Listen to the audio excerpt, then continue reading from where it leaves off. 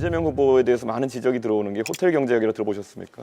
본인이 지어낸 말이죠. 성장을 말한 게 아니고 경제 순환이 필요하다는 걸 극단적으로 단순화해서 설명한 거예요. 그럼 그 경제 순환을 했을 때 이게 결국에는 케인지언 승수 효과 같은 것을 노리고 하신 말씀이십니까? 아니면 어떤 취지입니까? 승수 효과 얘기를 한 거죠. 예를 들면 돈이란 고정돼 있으면 있어도 없는 거와 같죠. 근데 한 번 쓰여지느냐, 두 번 쓰여지느냐, 세 번 쓰여지느냐에 따라서 경제가 순환이 되면 그 자체에서도. 그런데 이 그림 그리신 걸 보면은 도는 과정에서 돈이 사라지지 않고 계속 그 한계 소비 성향이 1로 해가지고 계속 돌거든요. 무한동력입니까 그러면? 그 그림을 그린 것은 내가 그린 게 아니고. 본인 말씀하신 거 그대로 그렸던데요. 어디가 잘못된 겁니까? 예를 들면 그건 예일 뿐이다라고 생각하시면 좋을 것 같아요. 근데 그때 잘못됐다 생각하셨다면 왜 며칠 전에 또 하셨어요? 저는 왜 잘못됐습니까? 그럼 그렇게 1로 계속 돕니까 소비 성향이? 일로 돌지는 않죠. 그건 극단적인 예를 한번 들어본 거라니까요.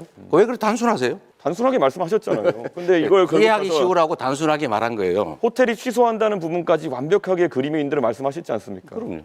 그런 것처럼 경제는 순환이 중요하다. 저는 이재명 후보님께 명쾌하게 좀 해명하실 기회를 드리는 건데 그냥 그게 그런 거다 이러고 가시면 되겠습니까? 저는 충분히 설명해서 이해를 못 하시는 것 같아요. 그런 겁니다. 그래요. 예, 이재명 후보님 정년 연장을 하실 계획이라고 이제 들었는데 이렇게 되면 젊은 세대의 일자리는 악영향을 주는 거 아닙니까? 글쎄, 그 점에 대해서 동의하기 어렵습니다. 젊은 세대도 많이 동의하고 있고요. 젊은 세대의 일자리와 정년이 늘어나는 일자리가 반드시 일치하지는 않습니다. 그러니까 매번 이런 식으로 답변하실 것 같으면은 정년 연장도 하고 젊은 세대도 일자리가 늘어난다 이렇게 답하실 거면은 도대체 무슨 토론을 하자는 건지 잘 모르겠습니다. 정년 연장을 했는데 어떻게 청년 일자리가 늘어납니까? 너무 극단적이십니다. 예.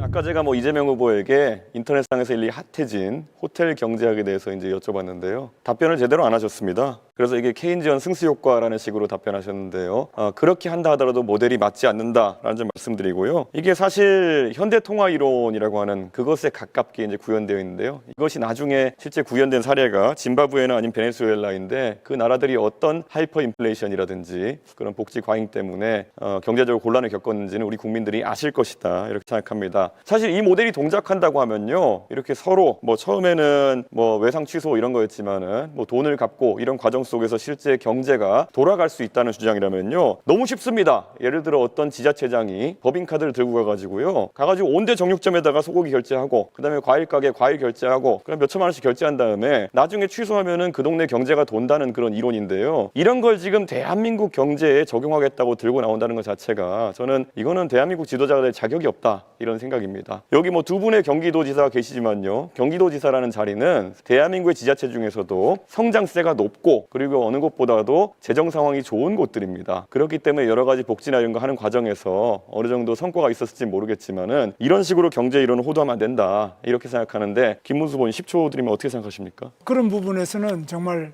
여러 가지로 더 좋은 일자리 더 많이 만들어내고 경제를 살리기 위해서 경기도뿐만 아니라 전국이 열심히 뛰어서 기업을 하기 좋은 데를 만들고 또 노사관계가 평화롭게 되고 이렇게 해야지만 앞으로 경제가 성장할 수 있다고. 그런데 제가 봤을 때는 아까 말씀드렸던 것처럼 돈을 돌린다.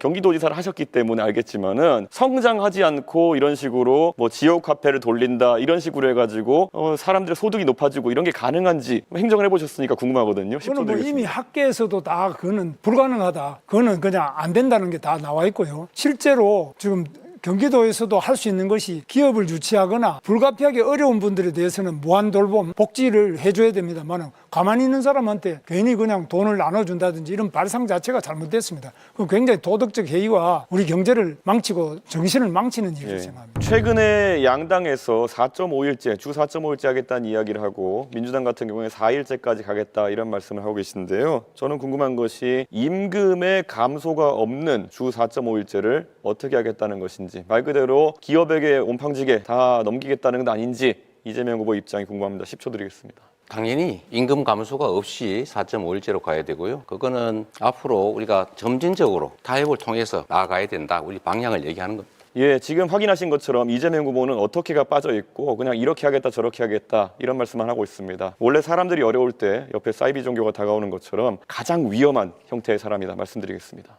후의 통상전쟁은 아메리카 퍼스트라는 구호 아래 시작됐습니다. 상대가 거칠게 나올수록 냉정하고 전략적으로 대응해야 합니다. 국익은 감정이 아니라 치밀한 계산 위에서 세워져야 합니다. 그런데 이재명 후보는 일본 문제를 정치적으로 이용해온 바가 있습니다. 그리고 과거에 일본을 적성국가라고 표현하기까지 했습니다. 이런 접근으로는 외교 안보의 복잡한 전략 환경을 감당할 수 없다고 생각합니다. 지금 대한민국에 필요한 것은 감정이 아닌 국익, 선언이 아닌 실행입니다. 그것만이 대한민국을 글로벌 위기 속에서 지켜낼 수 있습니다.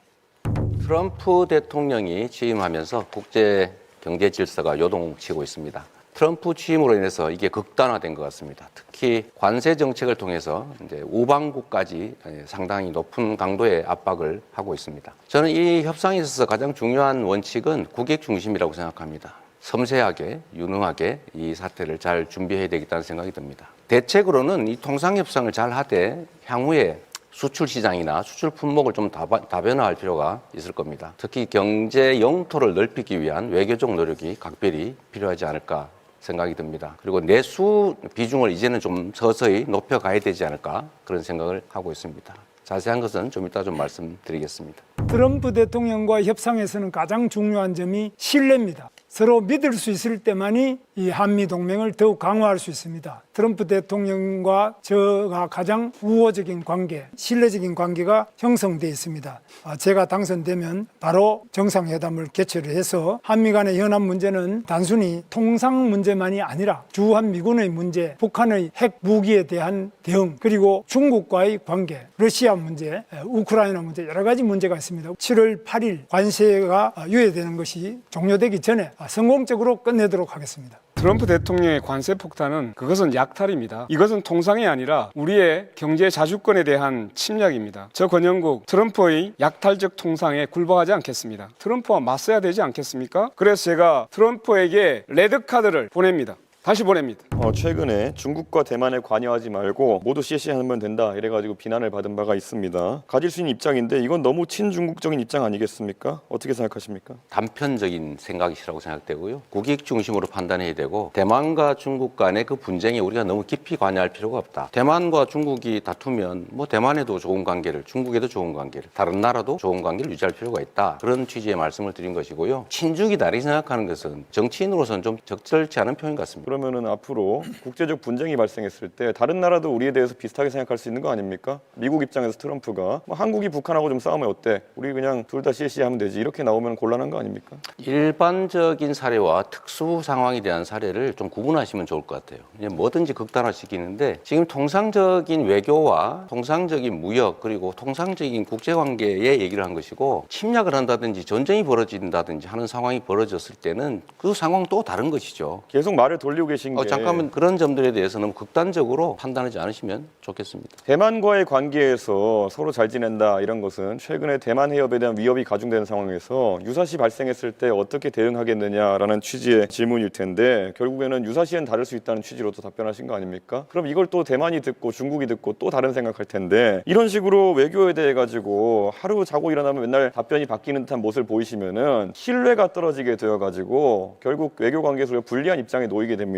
결국 양안 관계가 발생했을 때 유사시 상황이 발생했을 때 개입하겠다는 겁니까? 안 하겠다는 겁니까? 침략을 당했을 때 대만이 모든 상황들을 가정을 해가지고 극단화시켜서 판단하면 문제가 생깁니다. 극단적인 예를 한번 들어볼 거라니까요. 왜 그렇게 단순하세요? 단순하게 말씀하셨잖아요. 근데 이걸 그냥 식으로 하고 단순하게 말한 거예요. 상황이 전개가 됐을 때 그 상황에 맞춰서 유연하게 판단해야 되고 그 판단의 기준은 역시 대한민국의 국익이라야 되고요. 그럴 때 일단 어떤 걸 가정했다고 해서 그대로 밀고 나가면 절대로 안 되죠. 외교 관계는 특히 격변하기 때문에 상황에 따른 판단들을 달리 해야 됩니다. 지금 어떤 상태를 가정하고 결정해놓고 상황이 바뀌어도 그대로 가겠다 하는 것은 정말 위험한 생각입니다. 이재명 후보의 공약 중에 보면요. 해남의 솔라시도 그 부지에다가 결국에는 데이터 센터를 왕창 만들겠다. 그리고 그를 위해 가지고 서남 해안의 풍력 발전을 많이 활용하겠다 이런 말씀하시는데요. 우선 기본적으로 풍력 발전이 데이터 센터의 안정적인 운영을 위한 알맞은 에너지원이라 보지 않습니다. 그렇기 때문에 결국에는 전라도에선 위에 영광의 원전이라든지 아니면 여수에 있는 화력발전소 등을 이용해가지고 전력을 공급해야 될 것으로 보이는데요. 왜 굳이 그런 불안정한 풍력발전 전원이 있는 곳에다가 데이터 센터를 공약하게 되었는지 의문이고요. 그리고 지금 풍력발전 같은 경우에는 개발 및 운영의 66%, 제조의 83.4%, 금융의 100%가 외국에 넘어가 있고 대부분 그게 중국 쪽입니다. 허빙 분야에서도 보면은 우리나라 업체 점유율은 28%에 불과합니다. 그런데 이런 식으로 전력 생산 단가도 높고 실제로 중국이 많이 장악하고 있는 풍력발전 시장에 대해 가지고 계속 이렇게 우호적인 발언하는 이유가 무엇인지 궁금하고요. 풍력 발전 같은 경우에는 태풍이 불어서 25m/s 이상의 바람이 불게 되면은 가동을 중지해야 됩니다. 그럼 데이터 센터의 기본적인 조건이 뭐냐면은 안정적인 전력 공급입니다. 그럼 아까 말했던 것처럼 영광에서 여수에서 전력 끌고 와야 되고 데이터 케이블 같은 것도 부산에서 끌고 와가지고 이걸 해야 되는데 도대체 중국을 위한 것이 아니라면은 이게 누구를 위한 것입니까? 자꾸 저를 친중으로 한번 몰아보려고 애쓰시는 것 같은데 매우 부적절하다는 생각이 들고요. 원래 이 데이터 센터들은 기본적으로 재생에너지를 쓰는 게 지금 표준이죠. 재생에너지는 기본적으로 간헐성이라고 하는 불규칙성이 본질입니다. 그래서 이 SS라고 하는 시스템을 있는 거죠. 에너지 스토리지 시스템을 만들어서 많을 때는 저장하고 적을 때는 공급하고 또 기저전력도 공급할 수 있기 때문에 불가능하다 생각하는 것 자체가 좀 잘못된 생각인 것 같습니다.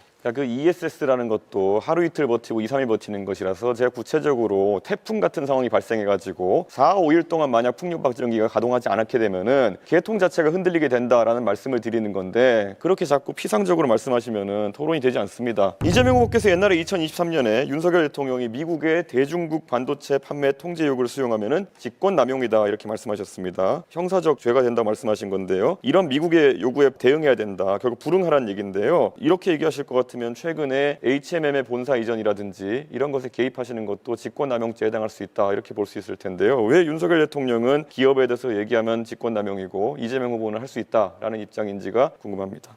뭐 별로 중요하지 않은 얘기라서 간단하게 말씀을 드리면 제가 강제로 하겠다는 게 아니고 수출 금지는 강제죠. 부산으로 이전하도록 유도하는 것은 강제가 아니죠. 그런 구분을 좀 하시는 게 좋을 것 같고요. 이 관련이 있어서 미리 좀 말씀을 드리는데 뭐든지 극단적으로 단정하고 전제를 왜곡해서 질문을 하거나 주장을 해요. 예를 들면 제가 말씀드린 것은 경제는 순환이다. 이걸 설명한 거지 그렇게 하겠다라고 한 게 아닌데 그렇게 하면 안 된다 이렇게 주장하잖아요. 그거 잘못된 거죠. 이게 국민의힘 출신들의 일반적 특성인지는 모르겠는데 김문수 후보도 비슷하시더라고요. 커피 원가 얘기를 한 것은 그 원재료 값이 이만큼밖에 안 드는데 시설 잘 갖춰서 팔면은 다른 전업하면 오히려 도움이 된다 이 얘기를 한 건데 이거를 왜곡을 해가지고 그 국민의힘 비대위원장이신가요? 그 김용태 의원이신가? 다운표를 쳐가지고 이재명 후보가 원가가 120원인데 비싸게 팔고 있다라면서 자영업자를 공격했다고 왜곡 조작을 했더라고요. 좀 그러지 않으면 좋겠다는 생각이 들고요. 국민의힘에서 4명 사진을 찍어가지고 마치 제가 골프를 친 것처럼 사진을 공개했던데 제가 확인을 해보니까 전체 우리 일행 단체 사진 중에 일부를 떼내가지고 이렇게 보여줬더군요. 조작한 거죠. 그 다음에 아까 이게 경제가 뭐 정부 재정을